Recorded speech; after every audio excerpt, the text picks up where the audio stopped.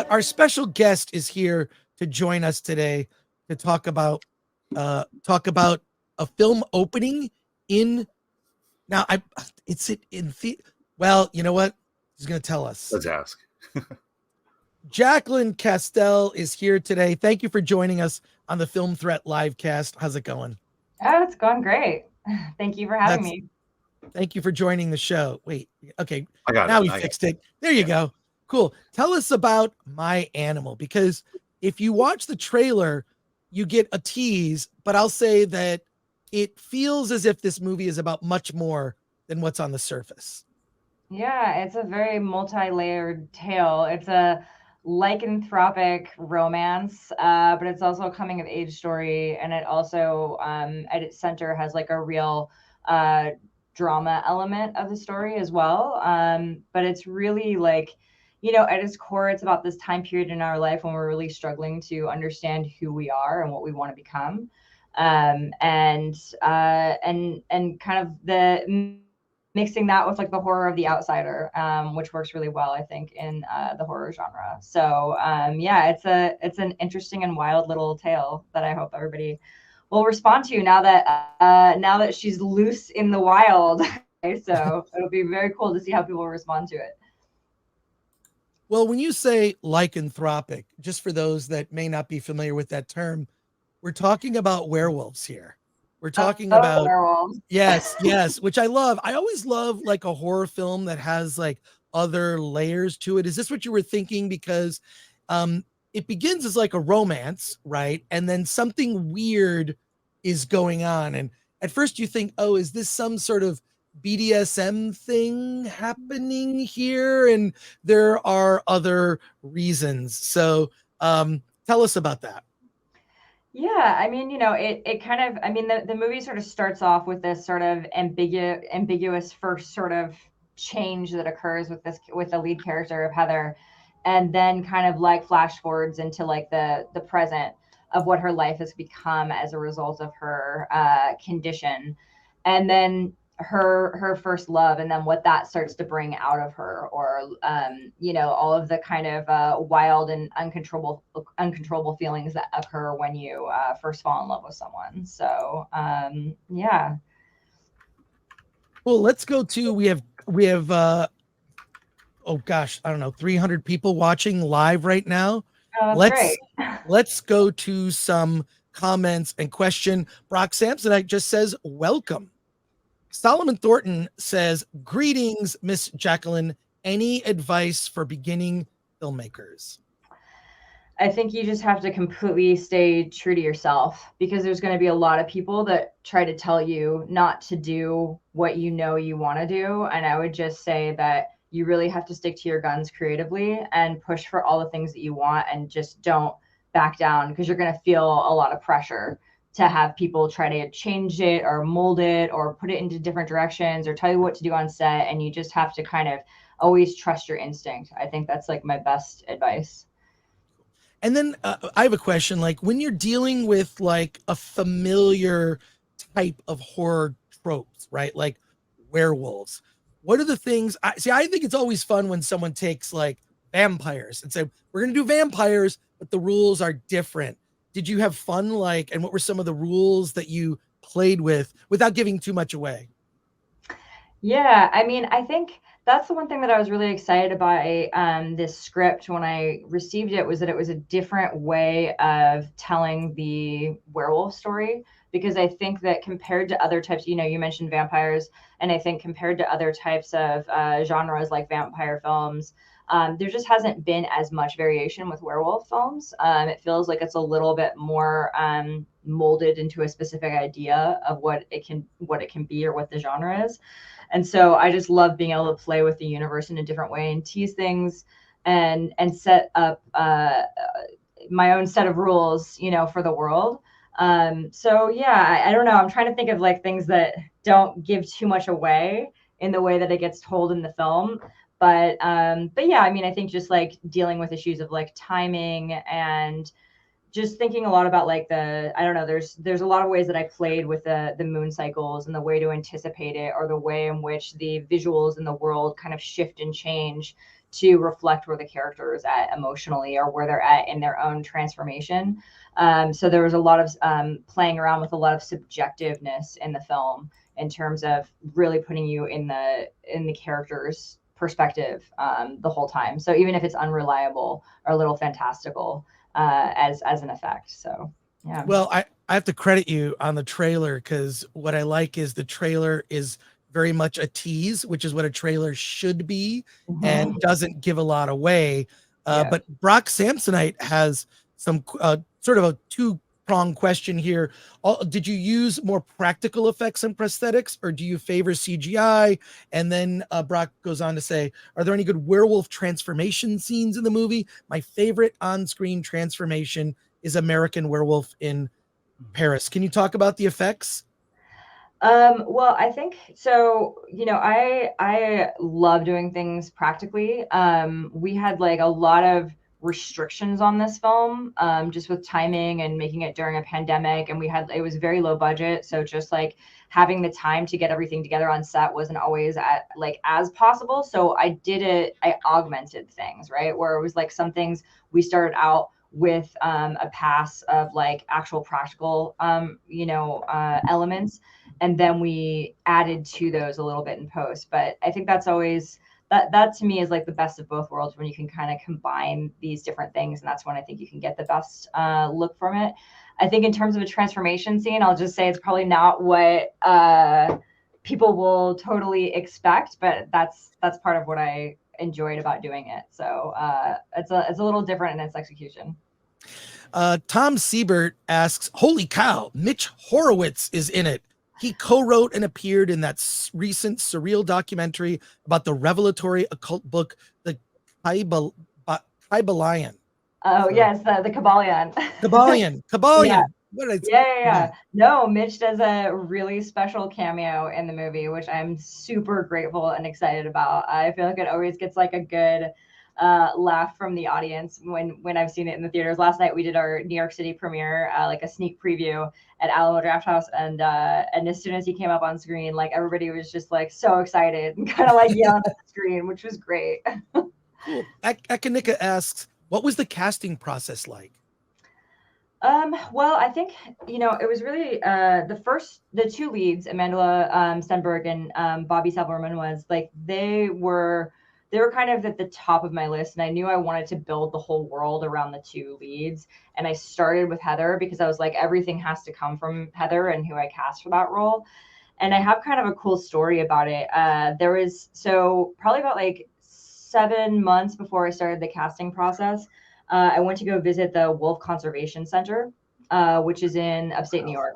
And I was there to just like watch wolves and see them in their natural environment. And when I was there, and I was talking to like the staff there and getting just information. And when I was there, they have this opportunity for you to adopt a wolf, like symbolically, where you actually like,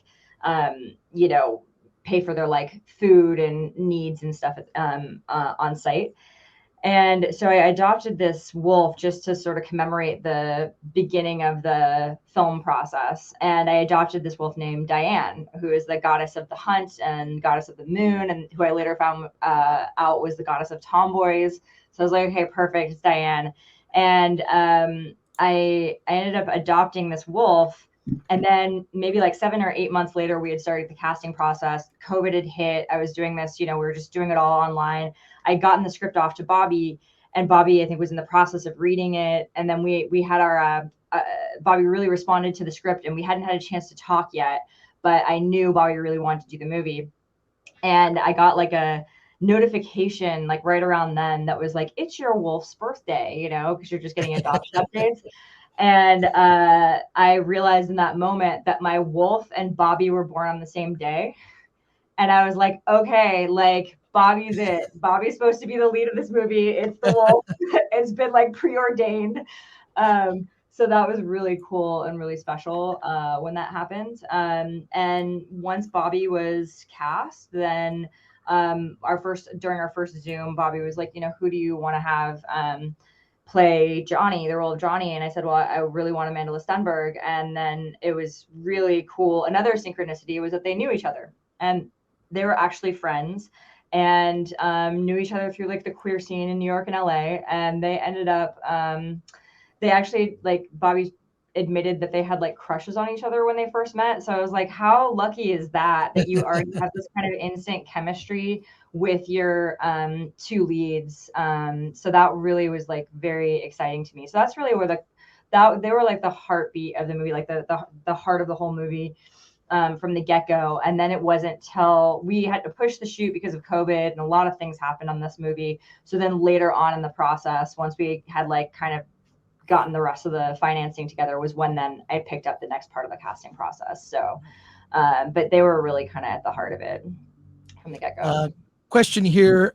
Razorburn asked Jacqueline, did you grow up with Lon Chaney Jr., Wolfen, and The Howling? Yeah, I mean, I feel like like, I love all types of cinema. I'm voracious with movie watching. And so I just like obsessively watched all sorts of different types of movies, all sorts of horror movies when I was younger, and from all different time periods. So that's always like reflected too in a lot of like my references for my films. They'll be from films from the 1930s and then films from the 1980s. And it'll be this whole kind of big mixture of stuff like that enters into what influences me. But yes, I certainly did. And there's the opening of the movie features a clip from Fairy Tale Theater, the Shelley Duvall show.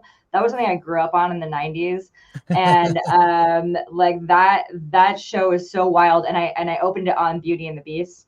And that Beauty and the Beast has Klaus Kinski as the Beast, has Susan Sarandon as Beauty. And then it was directed by Roger Vadim, who, you know, directed Barbarella. The whole thing is just like completely wild, in the style of Jean Cocteau's Beauty and the Beast. It's like completely insane that exists. So it was really exciting to me to be able to have that as like the opening, as this like childhood memory of watching that when I was a kid. So that's another little like cool thing in the film. Spaceman has a question that I think is, how hard is it to keep from falling into cliche horror movie tropes while filming? Well, I mean, I think some of that is not always in the filming. I mean, some of it is, but I think it's also on the script stage. I think that's really where you're building out like your character and your world. So I think that's where you really have to watch for it. But when you're on set, I mean, you just have to like really trust and believe in your own decision making, your own style, the way you want to do things, how you're going to do it differently or just unique to yourself. So I think, you know, for me, like any kind of cliche is just something that hasn't been like fully mapped out, or it's something that hasn't been, that's just like kind of generic, right? So the more personal you get with it, or the more that you craft it into something, the more you're going to avoid cliches, you know, like just like a good sentence structure, right? Like if you have a lot of generic words put together, it's not going to be an intriguing sentence. But if you go in and really craft it and hone it, then it becomes something that can completely transform your idea of something, you know? So I think you just have to always be thinking about it from that perspective. A question from Rumble, because we are live also on Rumble. What was Jacqueline's impetus for filming in rural Ontario, and how was her time? Was the reason to stretch the budget further with the Canadian dollar? Yeah, so we got financing from the Northern Ontario Heritage Fund, which is an incentive to bring productions to Northern Ontario specifically. So you can't, you know, use that money and film in Toronto, for example. So you have to go like there's a certain sort of area that they're trying to develop economically, and there's a lot of like huge sound stages that are being built in like Sudbury right now, like multi-million-dollar stages. And so there's a lot of production that's going on there. So that was, I mean, it made sense for the movie, right? And we needed this very snowy location. And there's just a lot of really cool, strange little towns up there. Like we shot in Timmins, Ontario, which is 9 hours north of Toronto.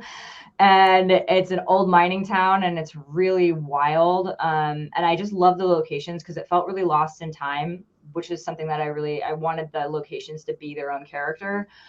And so I was really, I mean, everybody thought I was like kind of insane because I was like, okay, you're taking the Northern Ontario thing like too far, you know, you're going too far away from Toronto. But I just fell in love with the town there. I thought it had like a real Twin Peaks vibe, like in the locations. And so I was just really, I was really taken by it. And I know that like, especially on low budgets too, you really have to like rely on your locations, because you're not going to have some huge production design budget to be able to turn it into anything you want. So I really was looking for places that looked how I wanted it to be, and it was more about like set dressing, just to help kind of support on that level, and again, like working with smaller budgets. Alan and I see a lot of independent films, and I'll just say that to me, casting and location, two most important things. And Absolutely. you mentioning location being a character, I mean, that's really critical, especially with a genre film. So more questions here. I hope you still have time. Wes Ray says, could you see yourself ever directing a slasher movie? Well, I mean, it depends. I mean, certainly I could see myself directing any type of film, just depending on, I mean, I guess genre is probably going to be more like my lane, I think, but I think just depending on how it's done. But that being said, I did direct a short slasher film that had the music of John Carpenter, and he did a little cameo in it, called The Puppet Man, which was released in 2016 and played at Sundance as well in their midnight short section. So I did kind of play around a little bit with that genre as well. I think your internet might be having some problems here, but but we got, no. It's all good. It's all good. We can hear you fine. Okay now? No. Okay. Yeah. Right now. But it's okay. But one last question here. Want to know, where can we see this movie to support it? Says John B. So right now, today, September 8th, it opens nationwide in theaters. It's going to be playing at the Alamo Drafthouse in select locations. And there's a listing of that up on the website at myanimalfilm.com, and also on our socials, on Instagram, myanimalfilm. And there's also, I just got yesterday a whole list of other theaters it's going to be in nationwide. The Marcus Theater chain. I don't have all of those. I don't have all those cities on lockdown like I do the Alamo ones, because those ones have been kind of more burned into my brain. But I'm gonna post all of those new theaters as well. So it's gonna be in theaters, and then it's gonna be on digital on September 15th. Well, there it is. You can see it. myanimalfilm.com. You can watch the trailer. You can find out where to see the film. And if it's not playing in your area, and by the way, Alamo Drafthouse, one of my favorite theaters.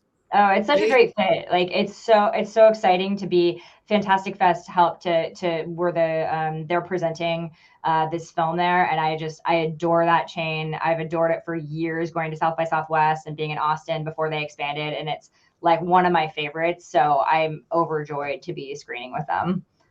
Yeah. So I'm fortunate to live. Los Angeles has in downtown LA. There's an Alamo Drafthouse. Amazing. Is like, just as a cinephile, when you go there, it's like going to church. I love it.